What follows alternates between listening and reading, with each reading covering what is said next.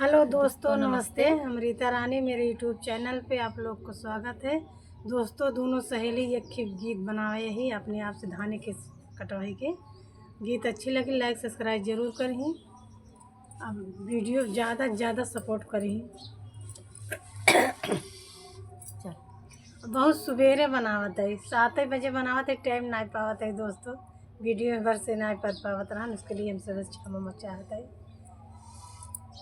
चलाया बम्बैया से बाल में संगवा में धनवा कटाइला ओ। चलाया बम्बैया से बाल में संगवा में धनवा कटाइला हो। धनवा कटाइला सैया धनवा कटाइला, धनवा कटाइला सैया धनवा कटाइला। चलाया बम्बैया से बाल में संगवा में धनवा कटाइला हो। चलाया बम्बैया से बाल में संगवा में धनवा कटाइला हो। चलाया बम्बैया से बाल में संगवा में धनवा कटाइला हो।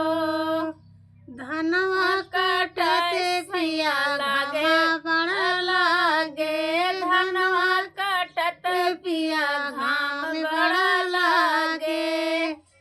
गोरी बदन काली होई हई बलमा तनी गमछा ओढ़ाइला हो।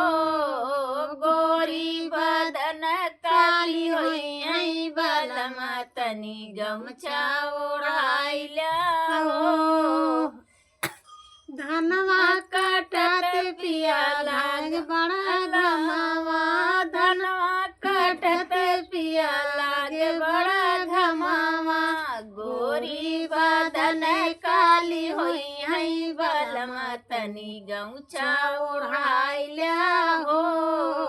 गोरी बदन काली होई हई बलमा तनी गमछा ओढ़ाइला हो। चलाया बम्बैया से बाल में संगवा में धनवा कटाइला हो।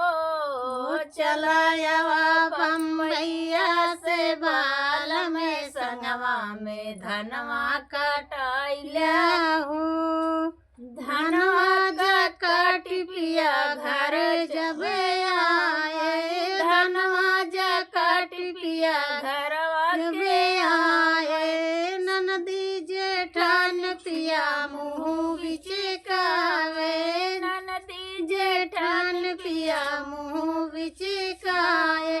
सासू गरियाई बिरन भैया बलमा तनी नैहर पहुँचाई दा हो। सासू गरियाई बिरन भैया बलमा तनी नैहर पहुँचाई दा हो। चलाया बम्बैया से बाल में संगवा में धनवा कटाइला हो। धनवा कटत पिया लागे बड़ा